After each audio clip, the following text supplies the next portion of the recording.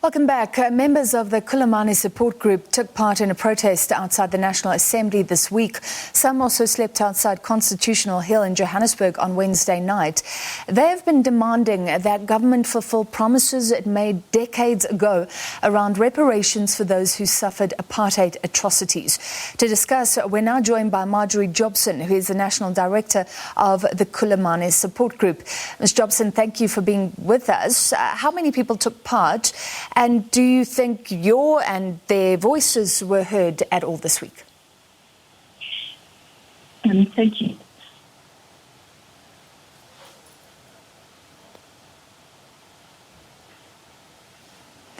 Ms. Jobson, we couldn't hear you at all. Again, do you think that your voices were heard?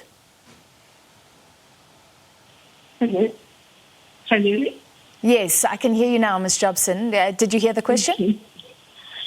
About the impact of the Yes. protest. Okay. So, every year we hold a commemoration of the promises that government made in the final TRC report, the one that had the reparations and rehabilitation proposals. So we hold government to account every year because the 29th of October was the date in 1998 that President Mandela received those proposals. So far, there has been very little that has happened because the TRC was incredibly limited in the number of victims it accessed.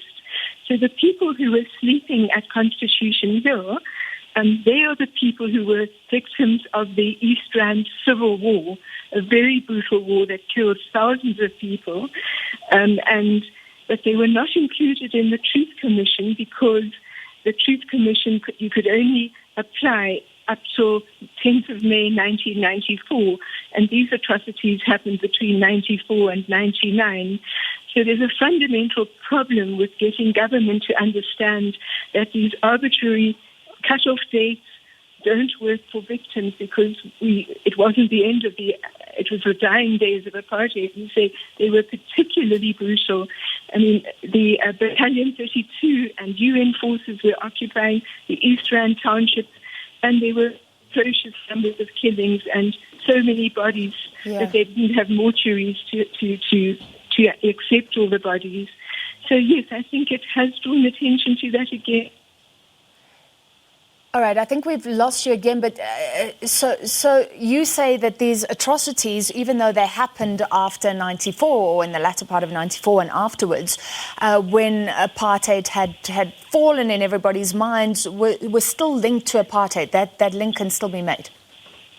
Absolutely. It was mainly ANC, IFP, UDM conflicts that were all related to the political situation in the country. So it's not divorced, it's a continuation and an escalation of the attempts to bring change according to the different agendas.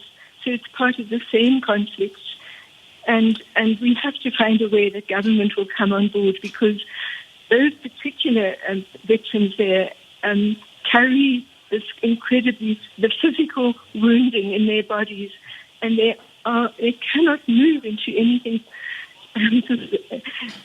that they cannot concentrate on until they get proper recognition of what happened. There have been some proposals to create a museum of the East Rand that has fallen through.